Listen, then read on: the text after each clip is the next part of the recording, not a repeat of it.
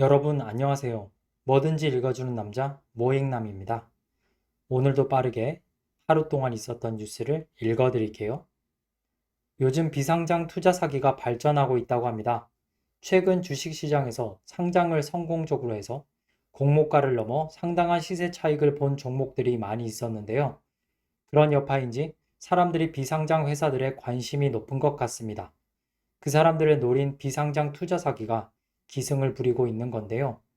상장 승인을 받았다며 수백억을 가로채기도 하는 등의 문제점이 있었다고 합니다. 심지어 한국 거래소를 사칭하기도 한다고 하는데요. 올해 6월에는 비상장 기업 투자 컨설팅 업체인 베노디 글로벌에 대한 투자를 유도해 수백억을 가로챈 사건이 있었다고 합니다. 비상장 주식 거래가 가능한 종목도 과거에 비해 많이 줄었다고 하는데요.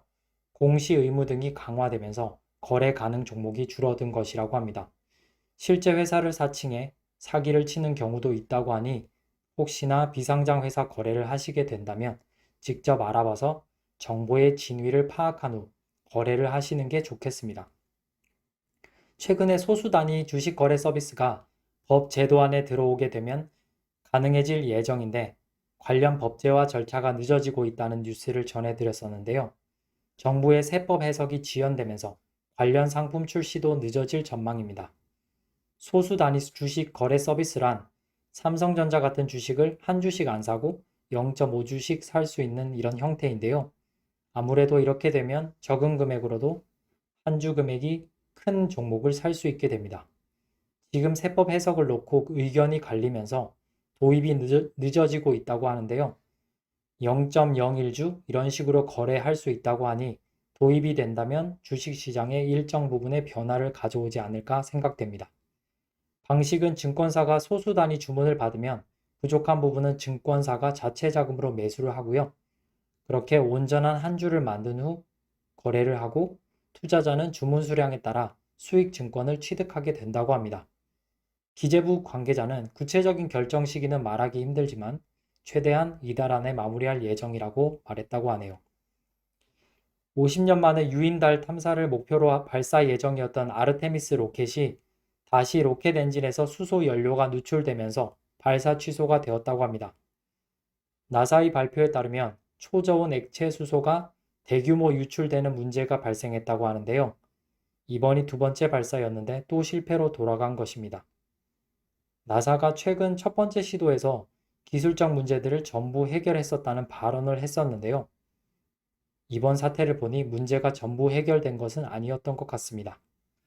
나사 국장은 발사 시기를 10월로 연기할 수 있다고 말했다고 합니다. 그리고 10월 초에 국제우주정거장에 우주비행사 한 명을 보내야 하는 것도 있어서 이 일정 이후로 로켓을 발사하는 것도 검토하고 있다고 합니다. 이번에 발사를 보기 위해서 40만 명으로 예상되는 인파가 몰렸었다고 하는데요. 이번에 마네킹을 실어서 발사할 예정인데 꼭 성공적으로 발사를 해서 조만간 인간이 달에 다시 방문하는 날이 왔으면 좋겠습니다. 이번에 바이든의 자국 내 전기차 생산분에 대한 보조금 지급 정책으로 현대차가 미국 내에서 보조금을 받지 못하는 상황이 발생했었는데요. 현재까지는 미국 현지에서 전기차를 생산하는 방안 외에는 다른 적절한 방법을 찾지 못하고 있다고 합니다. 지금 현대차가 미국 전기차 순위에서 테슬라에 이어 2위를 달리고 있는데요. 이 점유율을 지킬 수 있을지 확신할 수 없다고 합니다. 올해 5월 바이든 대통령이 방한을 했을 때 13조 3,950억 원에 이르는 신규 투자를 바이든에게 약속했었던 현대차로서는 조금 아쉬운 부분이 될 것 같습니다. 바이든 대통령도 한국만 예외로 해줄 이유는 없어 보인다고 합니다. 현대차는 자체 해결책으로 일단 미국 조지아주 공장 착공을 연내에 착공하는 것을 목표로 하고 있다고 하고요. 그리고 일정 기간은 할인 프로모션도 검토 중이라고 합니다. 보조금을 받지 못해서 다른 경쟁 전기차에 비해서 비싼 가격인데요. 할인을 통해서 수익은 줄어들지만 시장 점유율은 유지하는 방법도 생각하고 있다고 하네요. 미국 미술전에서 1위를 한 그림이 있는데요. 이 그림이 논란이 되고 있다고 합니다. 이유는 이 그림이 AI가 그린 것이라고 하는데요. 이걸 예술로 볼 수 있느냐의 논란이 있다고 합니다. 게임 기획자인 디지털 아트 부문에서 스페이스 오페라 극장이라는 작품으로 1등을 한 것인데요. 텍스트로 된 설명문을 입력하면 몇 초 만에 이미지로 변환시켜주는 미드전이라는 AI 프로그램으로 생성한 작품이라고 합니다.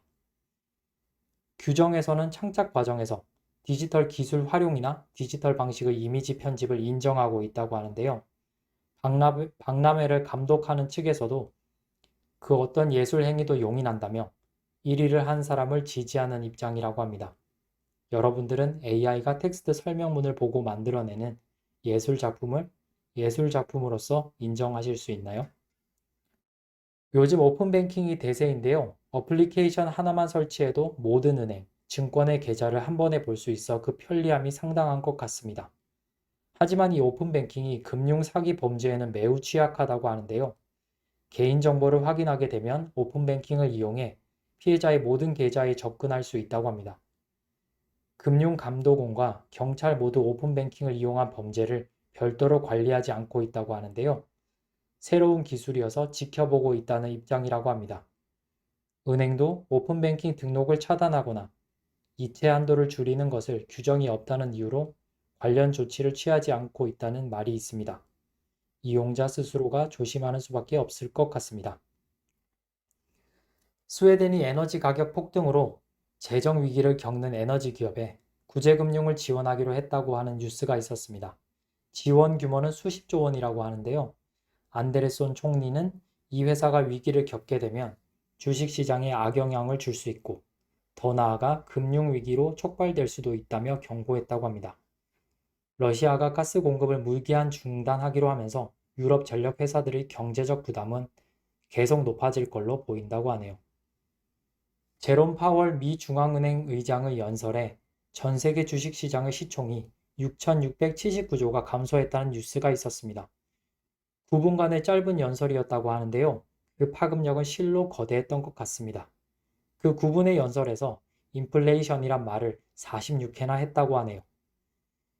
이후 미국의 공격적 금리 인상으로 인해 요즘 달러가 강달러로 독주를 하고 있는데요. 언제쯤 금리 인상이 멈추고 환율이 안정화될지 궁금해집니다. 수소 지게차가 등장했다는 소식이 있었습니다. SKENS와 두산 밥켓이 공동 생산했다고 하는데요. 3분 충전에서 8시간 운행이 가능하다고 합니다.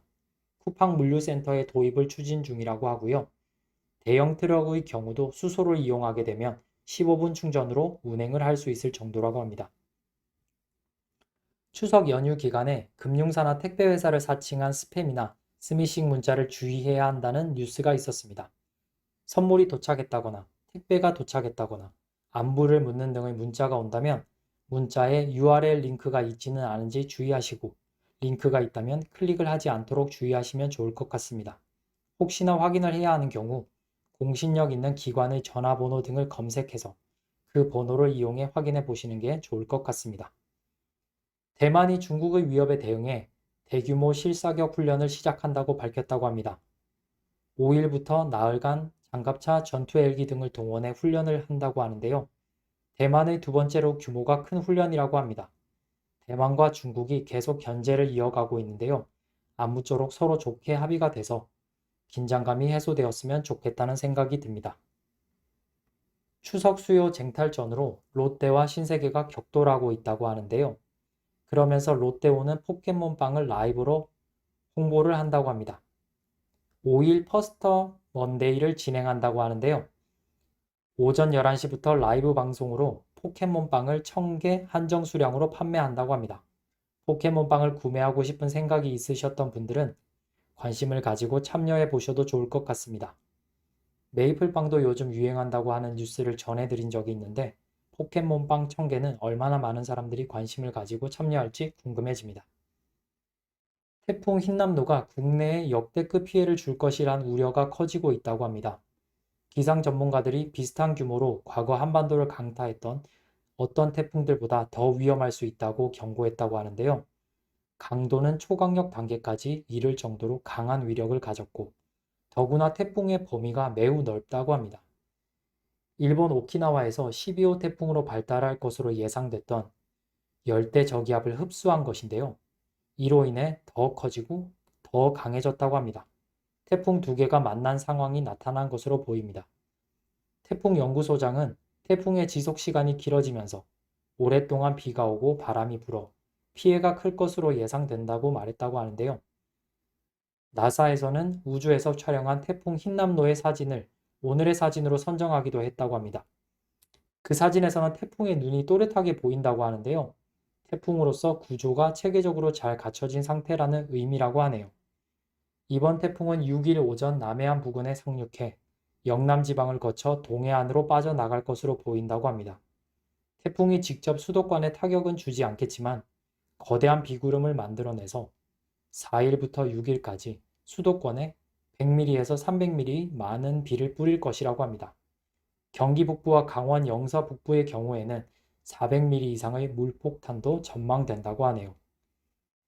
남부 쪽은 강력한 태풍의 영향권이기도 하고 해수면 높이가 높아지는 시점에 국내에 접근하기 때문에 폭풍 해일의 가능성도 있다고 하니 주의하셔야 할 것 같습니다. 정부가 대통령실을 용산으로 이전함에 따라 용산 공원 조성 계획 변경을 검토한다는 뉴스가 있었습니다. 아직 구체적 변경 계획은 나오지 않았다고 하는데요. 대통령 관저 신축과 영빈관 설치 등을 검토할 것으로 보인다고 합니다. 오늘의 모행남 뉴스는 여기까지입니다. 이번 시간은 9월 5일 공모주 청약 안내입니다. 9월 5일은 예정된 공모주 청약은 없습니다. 이번 시간은 9월 5일 월요일에 부동산 청약 중 서울, 경기 수도권을 중심으로 있는 청약 일정을 안내해드리는 시간입니다. 마성역 극동 스타클래스 더 퍼스트 특별 공급이 있습니다. 138세대이고 분양가는 5억입니다. 인천 검단 신도시 우미린 클래스 1 특별 공급이 있습니다. 875세대이고 분양가는 4억 6천부터 4억 7천까지 있습니다. 모행남 투자 뉴스는 여기까지입니다. 오늘도 끝까지 시청해 주셔서 감사합니다.